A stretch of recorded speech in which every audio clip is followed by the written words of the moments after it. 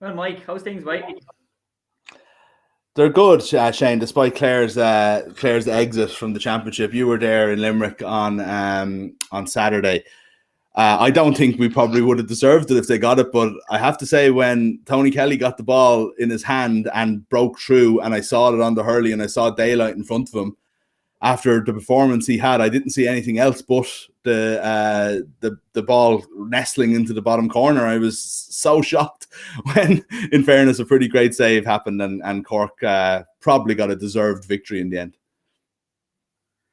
Yeah, and I suppose being at the game, Mike, and yourself as a Clare fan and as a hurling fan, like myself and Pádraig Lodge were on duty, and we just felt the ball has fell to the right person, and I think even all the Cork people felt the ball had fallen to the right person, but or the wrong person for them. Yeah, well, the wrong person for them, but it was third week out in a row for Clare, and third week in heat, like even the day they played Tip in the Munster semi-final, that was a hot day as well. Not compared to the last 2 weeks, but still a hot day. And the last out against Wexford, I was at that match as well. It was as Darren was saying there, it was hard even just walking in from your car into just take your seat in the stadium, let alone try and play the match. But Tony Kelly, look, he did everything right.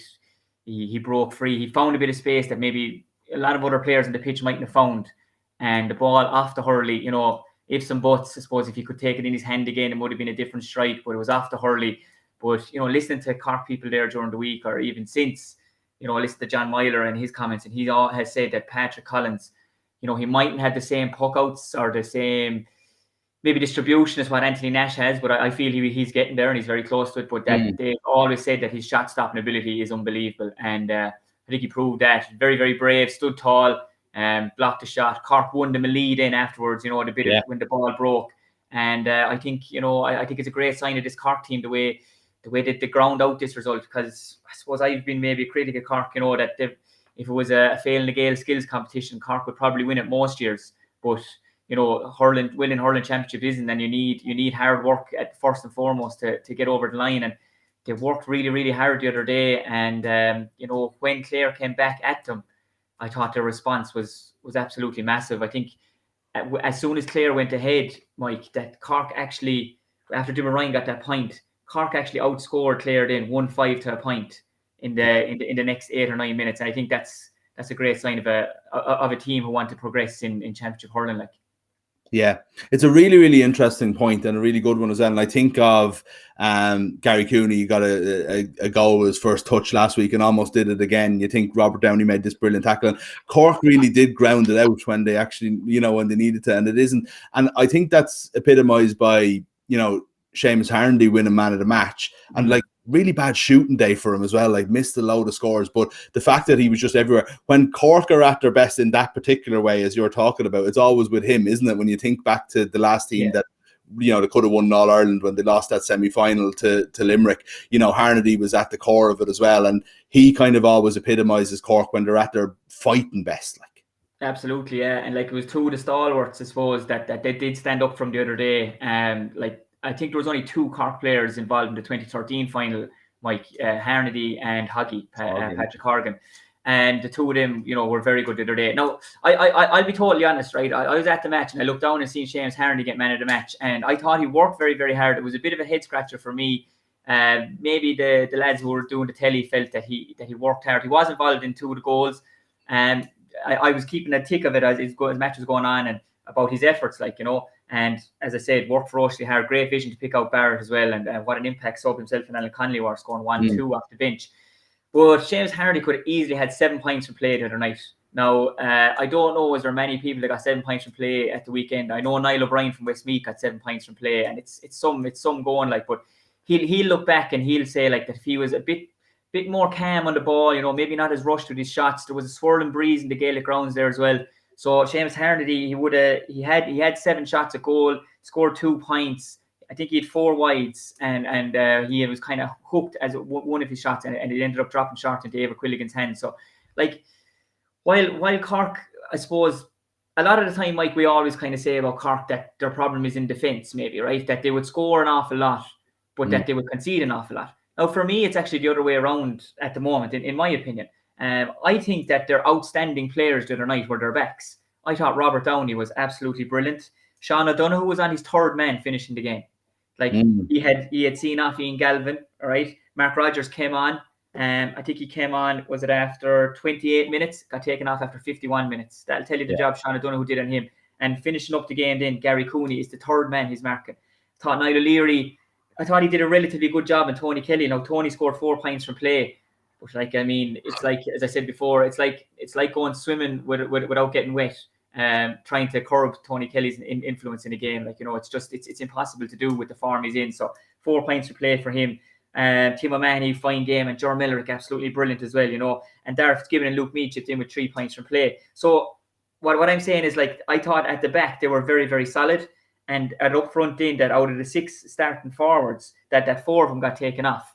Now, I think Seamus Hardy got taken off at 71 minutes. He was just tired. But Alan Cadigan just didn't happen for him. Shane Kingston scored 1-1. But, you know, we've all know the potential he has. Robbie O'Flynn, 1 point from play. Like, I've seen this guy be knocking over 4 or 5 points from play at his ease. Like, so, you know, Hoggy, I thought Hoggy was very good. You know, he chipped in with 3 points from play, and he also scored 7 frees. And Jack O'Connor got his goal.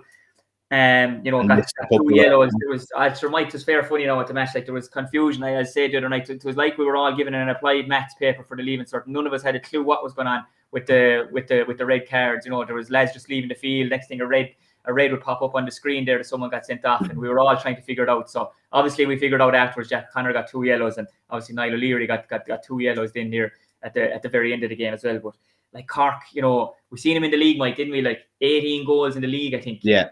3 goals the other night. They had 6 goal chances the other night.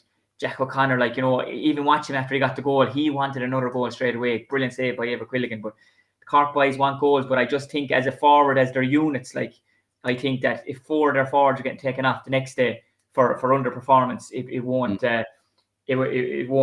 see him over the line, in my opinion. Like. Yeah. So how much of that is Clare playing maybe an extra man back as well and being pretty good in defence, and maybe leaving those, like, trying to stop that shooting and maybe not doing enough to cover the goal chances if Cork are getting 6 of them?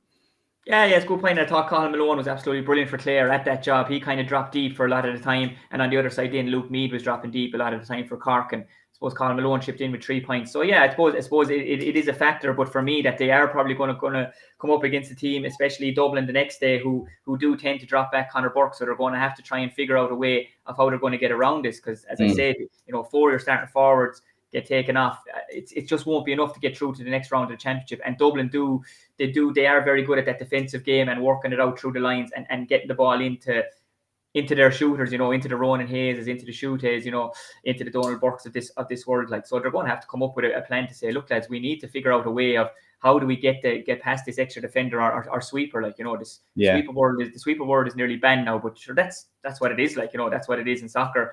Sweeper over and back, like, so that's what it is in hurling too. So they are going to have to come up with a way. And like, you know, they were also playing a team third week on the road, as I said, in testing conditions. So like, for me, the Clare lads, while they gave it everything, you know, you could see them. I used Rory Hayes as an example. I think Rory Hayes in a foot race with anyone in Ireland in inter-county would be thereabouts. I'd love to see him take on Kyle Hayes over 100 metres, see how they get on, you know.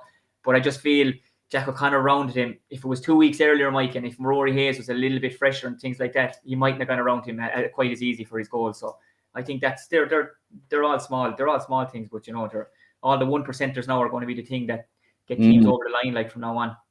Yeah, and it'll be interesting to see, like, if Dublin are at close to full strength next week and what kind of a game. I think everyone remembers the 2013 semi-final. Not many left over from those games, but there is, as you mentioned, 2 from Clare, maybe 3 or 4 from Dublin. But I'm looking forward to that. But in terms of Clare, then, before we move on to the other match, which is as worthy of discussion, if not more, it was a weird year. Like, I mean, there was 4 weird league, first of all, that they lost to Antrim, ended up beating Kilkenny, but then they had this. It was a bit of an odyssey in the championship for such a quick championship to have those 4 games, win 2, lose 2, great moments, and like, I don't know. I just wonder where you think they are. If you think, like, I know every team has injuries. It felt like Shane O'Donnell is so important to how Clare play in the forwards, especially, and he wasn't seen all year really with the concussion. But they've brought through a couple. it feels that it might be a couple of hurlers short of the top level, though. I'd be interested to know what you think. And then obviously there's the Tony Kelly aspect of it, where he just continues to amaze at the moment. And there's I don't know if the neutral is in a situation where they just feel sorry for this guy that he just happens to not be with a team who are progressing into All-Ireland semi-finals and finals every year as his career goes by. Yeah, I think first and foremost, the most important thing in Clare at the moment, Mike, is this group of Clare hurlers and this Clare management have all the backing of the Clare public and all the Clare hurling people. And I think that's a massive, massive win for them. And with everything else that's going on, with all the issues that's been well documented about the county board and how there needs to be change in the county board, about how the underage they're not able to compete, getting bet by 40 points in minor hurling. Like, it's demoralising for any 16, 17-year-old lad who has aspirations to play for his county and wants to play for his county if he feels that the setup isn't there. And if there's a better setup maybe in a soccer club or a rugby club, they're all worrying things for Clare. So I think that this group of hurlers and this management have kind of brought hope and a kind of have shed light on things in Clare, in that they have a group that they can believe in, they have a manager that they can believe in. And that was very evident there now Saturday night, Mike. Anyone that was there, every Clare hurling fan that was there, they stayed on, they waited till the Clare lads met the Cork lads, had their quick chat in the field, and every one of them standing up, giving a huge round of applause to the Clare hurling team. Because I suppose they know what they've given them this year. As you said, 4 matches. For the last 3 weeks, the Clare public, they've been on a high, like looking forward to trying to get to the games and everything. And I think there's a good bunch there. I think they're relatively young. If I look down through them, the elder statesmen are the likes of maybe John Conlon, Colm Galvin, Tony Kelly. They're kind of the elder statesmen, but it's still nowhere near finishing inter-county hurling, And then you have the new blood that's come in. The Rory Hayeses, the Diarmuid Ryans. Diarmuid was there last year as well. David Reedy's back and Johnny's hurling. Ryan Taylor has been brilliant. Mark Rogers will have better days. He'll learn an awful lot from Mark and Sean O'Donoghue. So I think there's a good nucleus there. There's a good mix of experience, of youth. And I think there can be no doubt that Brian Lohan has to be the manager there next year, if he wants to be. And I just feel the confidence they'll get from this and, get them all back again. I do think Clare are going in the right way. And, if they get all the stuff off the field sorted as well and financially get behind the team, and all the clubs get behind all the team as well and, get to where they want to go. I think Clare are on an upward curve, and I do feel that they've put themselves back into the fray of a team that can really challenge for things for years to come there as well, Mike.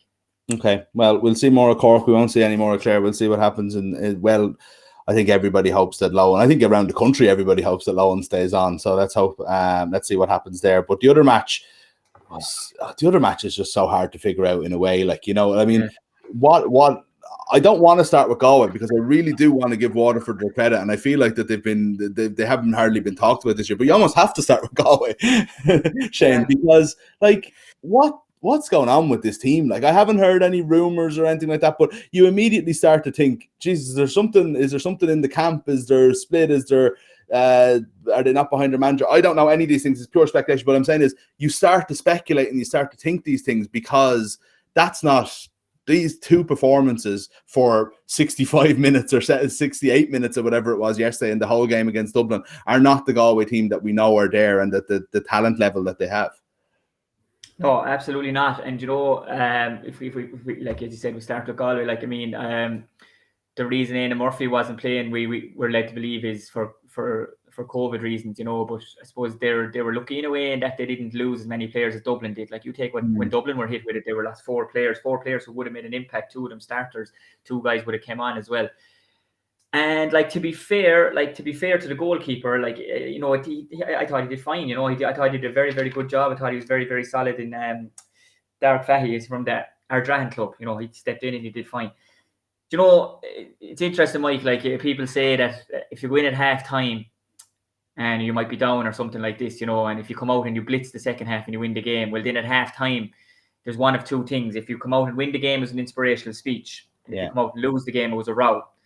And that seems to be the way. That could have been the way the week before below in Cork, when Limerick lads went in, and they were down 10 points, and now it's an inspirational stuff. But if they'd lost the match, it would have been a row. So, I personally haven't heard of any unrest in the camp. Speculation whether they're very good at keeping things in house or whatever, and they have a lot of respect for the group like that. But I haven't heard it, Mike, and I just don't know what it was. Like, you think about going into the second water break, end of the third quarter, and Waterford are winning the match 125 to 12 points. Like, if it was olden days, and I talk about olden days like 2 years ago when there was a massive crowd at the match. If you were a Waterford fan, 125, 12 points, or you're a Galway fan, and there's 40 or 45, 50,000 people at the match, your chance in getting out early to beat the track. You are like, but obviously they made a brilliant comeback. I think that their comeback was as much a factor of Waterford being down to 14 men. Yeah. And as I said, second week playing very, very hot conditions, there was going to be a purple patch for Galway. There had to be, with the extra man and with the heat, and with Galway after having a very tough game against Laois the week before, and Galway coming in, and Waterford having a tough game against Laois. Galway coming in a more rested team. I just can't put my finger on it. Like, I mean, like you think about it, Jason Flynn came in and scored 2-1. He was the top scorer from play for him. And like we're talking about Galway forwards, Conor Whelan, Joe Canning, Brian Concannon, Cathal Mannion went up there eventually. Like the Coonies, like what? Like Evan Nyland, not being able to make the team. Like I honestly would have him on the team. I think, he's free taking ability. Now with Joe Canning's free taking ability, and obviously what an achievement by him to top scorer in the championship as well. But like Evan Nyland, I thought he was brilliant in the league. And look, I don't know. It's a real head scratcher for me. I think it's a real head scratcher for the Galway management as well, Mike, to be honest. Like Shane O'Neill, what he did with the Piercy, he's a very, very well respected guy. Second year now, they lose out at the semi-final stage last year, put up a very good display against Limerick. For me, Limerick weren't that full tilt in that game. I thought Limerick could have gone another gear if they really had to. And now they don't even reach a quarter-final stage. So obviously Galway is a county when they look at the talent that they have, questions will be asked, like to say, like, why couldn't you get a song out of these lads? But look, it's very, very difficult, because honestly, Mike, hand in my heart, haven't heard anything of unrest or anything like that. And if there is, they've kept it in-house, which fair play to them as a group for doing that. But it's a head scratcher for all of us looking in, isn't it, with the talent they have? Like, it's going to be hard to come back from this, though, isn't it? If you look at like the age profile of the team, not tremendously old, but like if you think Joe, Conor Cooney, Joseph Cooney, Gerald McInerney, Dahi Burke, David Burke obviously wasn't really involved this year, but he's still there. And it is an older team, really, in terms of years on the field anyway, not necessarily by age. And it's, they have to lift themselves for it again and believe that they can go and win All Ireland if they're going to be a team who can genuinely contend to win All Ireland. And that's going to be a hard thing to do this winter, like, isn't it? After, again, when you've got Joe 33 next year or whatever, if he comes back, and then they're kind of still going to rally around him and believe that they can win All Ireland. Yeah. Like, I mean, sometimes there's some losses, and it does take the winter to get over them. Like, but I suppose they'll go back now and play a club championship in the next few weeks. They'll absolutely hop off each other, as they do up in the Galway club hurling. It's always very, very physical, and there's, whether you're best friends in the county panel or not, as soon as the club jersey goes on, we'll do whatever it takes to win with the club, and that's the way it should be, 100%. It is a difficult one, it is a difficult one. I don't think there'll be too many lads leaving, I mean, you mentioned Joe. I feel Joe is in great shape as well, and with everything that we have in sports science now, he'll know exactly what he needs to be or where he needs to be at. I don't feel Joe will step away. David Burke, maybe, when you didn't see much game time this year, he could be one that may be stepping away. Hard to know, but like, we don't want to be retiring anyone here either today, Mike. But as you said, the spine of their team, they are getting a little bit older, all right. But I mean, there's a conveyor belt of talent there in Galway, winning minors, five in a row minors, wasn't it? Serious talent coming up through there. Their under 20s going well as well. So maybe, like, maybe people feel like there are going on in other counties, like my own county as well, and maybe people will feel that, look, we need to see some of these younger guys given more of a chance in the league, and things like this, and and start trusting them more and put them into the fray. But look, I mean, what an array of talent they have. Like, I mean, you're looking down through their team, and you're wondering, like, how can this happen? Like, how can this just capitulation happen? Like, I mean, for Galway hurling terms, 2 terrible performances in the championship this year. Like, I mean, who could you say actually played really well in the matches for Galway? Like Conor Whelan was one guy, I suppose, for me that did stand up and did try his best. 1-3 against Dublin, I think 3 points the last day. But like, for all the talent that they have, it is a head scratcher. It'll be interesting to see how many changes are going to happen with personnel as well. I mean, what are the Galway County Board going to do? Are they going to put their faith in Shane O'Neill again? I feel they should. I think he does have a lot to offer. Like, I think he has proven that with the Piercy. But suppose a lot of people will say then there's a big difference between winning a club and winning inter-county level. But yeah, it is. I can't. I don't have the answer here today. I don't have the magic beans for you on that one anyway, Mike. Yeah. Not a great weekend to be a Galway GAA fan in general, I would say. Whereas at least Cork got the win in the hurling, if not quite the football. Before we go, we haven't talked about Waterford, and I really don't want to be unfair to them, because I feel like even if Galway did show up, there's a good chance Waterford would have won that match with the way they played. We'd be having a different conversation about Galway then, but Waterford at the same boat. Like, when Shane Bennett's first point, the first point of the match, he just did that at 100 miles an hour, the dummy solo over the bar, and you're thinking to yourself, this is Waterford. You know what I mean? They're here today. Oh, yeah. In the first 20 minutes, you're like, this is the Waterford hurling that when they're at their best, they're absolutely as good as anybody in the country. And you're thinking, it's great. It's such a testament to Liam Cahill, in fairness, that after what happened against Clare, struggled against Laois, and they blitzed Galway in the first 20 minutes. That's a really good sign of good group and a good management. I think it is absolutely, Mike, and I think they sent out a message in their team selection for me. Going with Caleb Lyce, Shane Bennett, Kieran Bennett. They lost Dearla Daly as well through injury, and they've lost Ty de Burka. So Shane Bennett's probably their third choice, number 6. But as you said, Mike, and you're dead right, the way he took that first ball on, and he took it on, and he was going forward, and he was going for the score. Their half back line scored 5 points from play, which was more than Galway scored in the first half from play. And that just sent out a message that they were going for this. There was no sitting back. We're going to attack this game, and rightly so. And they won the first quarter 9-7. For me, Waterford dominated that first quarter. Absolutely dominated it. Second quarter then was more a true reflection, I think, of the game and how Waterford's dominance, and they won it 1-9 to 2 points.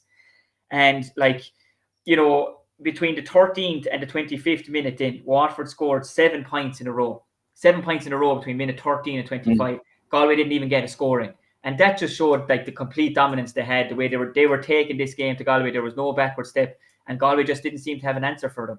And also a major factor in it is Jamie Barron is back. He's back in the team. Players look to him. His first full championship game this year, and scores 4 points from play. And he was absolutely immense. So he was in the middle of the field, and he's their leaders.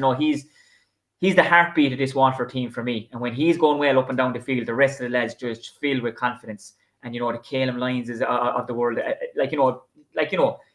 his position is not back, corner back. And while he tried his best to man mark Tony Kelly, his position is out there, half back line, midfield, middle third, turning ball over, going forward, chipping in with scores as well. And that's where he excels as well. And I suppose one guy as well who didn't score, I don't know if he scored from play, Desi Hutchinson. Yeah, and he was the epitome of Liam Cahill teams, Mike.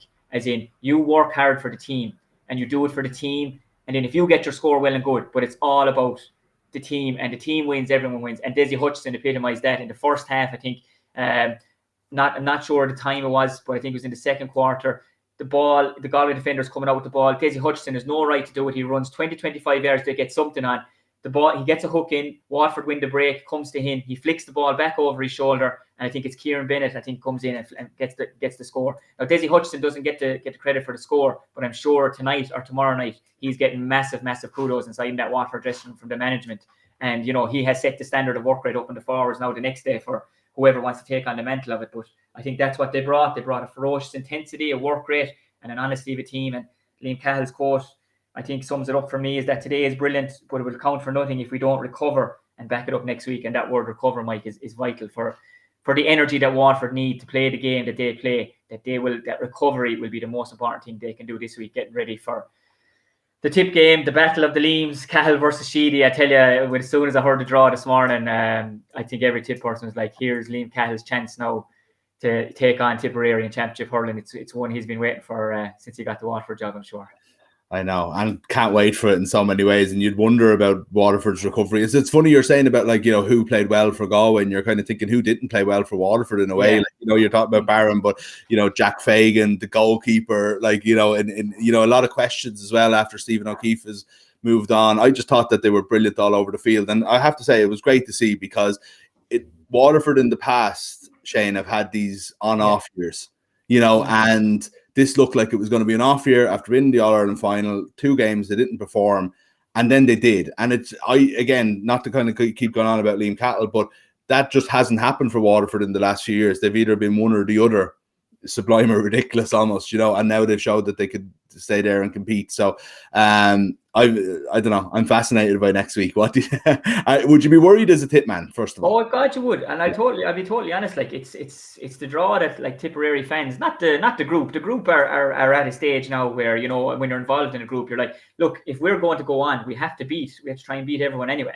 But Tipperary fans will be saying this Waterford is going to be a tricky one. This is going to be tricky because they're coming in now. The buzz is up. I think they had 8 out of the 15 from the All Ireland final last year, starting against Clare. I think they're up to 10 now, maybe. But as I said, Jamie Barron being one of them is absolutely massive for them. Mm-hmm. Jack Fagan, brilliant. Very, very solid in defence. Prunty's back as well. He's massive for them as well, down the spine of their team. And the Bennett brothers they're just lighting it up there as well. The three of them. Imagine their house trying to get the porridge ready, trying to get it just right. Like the three bears, one hot, one cold, one just right for the Bennett brothers there for Championship Day. But and like as I said, Desi Hutchison, we associate him with scoring all the time, but his work rate he brought the last day. This is a tricky one, right? But I'd say Waterford haven't bet Tip in Championship hurling since 2008. I think we played 8 times since. Tip have won 7. So if it's like Waterford and Galway going in the last day, if history's anything to go by, the only time Galway actually bet Waterford in Championship hurling was in the 2017 final. So they played 11 times and Waterford had won 10. Now they've played 12 and Waterford have won 11. So out of the last, since 2008, when I was involved that day, in the semi-final, Waterford bet us, and deservedly so. Tip have won 7 times and there's been a draw. So I'm sure Tip lads will be hoping for a little bit of a repeat of history, but it is a very, very tricky one. There's so much going on. As I said, the battles of the Leams on the sideline will be one side show, and what's going on in the pitch, and I suppose what team Tipperary are going to go with, Mike. Are they going to go with what started the last day, or is Liam going to say, look, I need to maybe finish with my strongest team here the next day against a high energy Waterford team, get the most out of what I can for 45, 50 minutes, and then maybe keep some of the more experienced guys in reserve to finish out this game. So look, there's so many permutations. It's going to be fascinating as well. And obviously we've Dublin Cork on the other side. Dublin haven't beaten Cork in Championship hurling, if my stats are right, 1927. I heard you talking earlier on about the Munster football results. So 1927. They won that match by 14 points. So the Dublin lads will be happy enough if they can do that again. So another great weekend of sport coming up, Mike. You wouldn't have time to breathe between watching skateboarding in the Olympics and watching hurling and everything. It's absolutely brilliant. So it's brilliant. The Olympics finish up just in time for the GAA every week, so all weekend. So it's perfect for us all. Look, it's going to be some weekend. Can't wait for it, and we'll chat to you about how they go and looking straight into the semis. Then, like, it's an absolute just hectic calendar. But before we go, Laois will still be playing Division 1 hurling next year. They beat Westmeath by a goal, high scoring game, 127 points. I think a lot of discussion about whether or not we should be relegating teams. I don't always love that discussion. I think so, but maybe when it's in this scenario, when we are trying to kind of get the smaller teams, especially in the league, up and playing more games against the better counties and trying to develop it, it is a worthy discussion. But more importantly, I think it's important to kind of give Laois a due and Cheddar Plunkett their due this year, because during the league I was there thinking, Jesus, Laois hurling has gone back 30 years here. We're not even going to see them in the Leinster Championship again for 10, 15 years. And to stay up in both Division 1 and in the All-Ireland Championship, given where they started, and then leading Waterford with 5 minutes to go in a knockout game in the Championship, is an unbelievable turnaround and just deserves a bit of credit. Like, absolutely, Mike. I agree totally with you. I was at a couple of their league games, just doing on the radio for them, and I was seriously worried about them in the Championship because they were shipping massive scores. I think they conceded the most in the league, even more than Westmeath did. And it was constant heavy beatings, heavy defeats. But then you look back at it, and they never really had their strongest team out in any of the league matches due to injury, or lads weren't back, or maybe Cheddar was holding lads in reserve and wanted them fresh for the Championship. Then they go and play Wexford, play 13 men behind the ball basically most times, 2 sweepers almost, ship 5-31. And for me, from talking to Laois people after that game, I think there was just a decision to say, look, we have to go for this. We can't be defensive. And I was at the Antrim match, and they went for it. And they played 15-15, and they were absolutely brilliant. Scored 227 that day, went down to 13 men. And while they were down to 13 men, scored 3 points. So that just shows you the character that was in the team. Then you go on, And, you know, they put in an absolutely brilliant display against Waterford, and coming into the 61st, 62nd minute, they're a point up. And, you know, and why? Because they went at it. They went 15-15. They went for it. They weren't sitting back, inviting teams onto them. They said, look, we've good enough hurling field to challenge anyone. And I think people stood up and respected them. And then when you see what Waterford did the weekend, I think people respect them even a bit more. And then at Westmeath the other day, and Westmeath, absolutely brilliant display. I suppose if there's a team of the week being picked this week, Niall O'Brien from Westmeath has to be in it. 7 points from play, absolutely exceptional stuff. But like just looking back at the game there, you know, streaming it and stuff, like down 6 points coming into the second water break, Laois. And I think, you know, tactics and everything kind of goes out the window for me, Mike, at that stage. And you just kind of look at the characters in your team, and you look at the leaders you have, and Cheddar looks at them and says, lads, I just need you to do this now. And by God, they did, like, absolutely, you know, and they went on, they won the game, 127-27 points. Westmeath missed the penalty at the end, and it was driven over the bar. You know, also had Aaron Craig, red card just for half time. These are all factors. But look, all that's been said, with the league that Laois had, I don't think many people could foresee the performances they put in the championship. They've stayed up in the league. And I think while the start of the year was a disaster in the Wexford game, I think it's been an absolutely brilliant end of the year for Cheddar Plunkett and all his men. You know, they're in Division 1 hurling. They're in the Liam McCarthy next year. They'll build on it. And you know what? I was just talking on Twitter the other day. You talk about All-Star nominations. I know Evie, you're rolling All-Stars. I mean, for me, there's guys like PJ Scully, 17 points the other day. Paddy Purcell, Jack Kelly, Enda Rowland. These are all guys who I think should be in with a shout. But, you know, unfortunately, the thing gets weighted, I suppose, the further on you go, Mike, as you know well, you know. But I think these guys are definitely in contention for some of the best hurlers in the country at the moment. Yeah, and that's why we do the Rolling All-Stars. Actually, we gave Darren a chance to pick one, so we might give you a chance to sort of have a look at last week's team and see who you might want to add in. We have got Paddy Purcell in there after his performance against Waterford and all the way through the year. And the idea is to kind of make sure that the early rounds aren't too forgotten. So we pick a team every week. People have to stay in or get people out. Is there anyone there that you think has either deserves to keep their place, or someone that should come in after before the jury gets together tomorrow?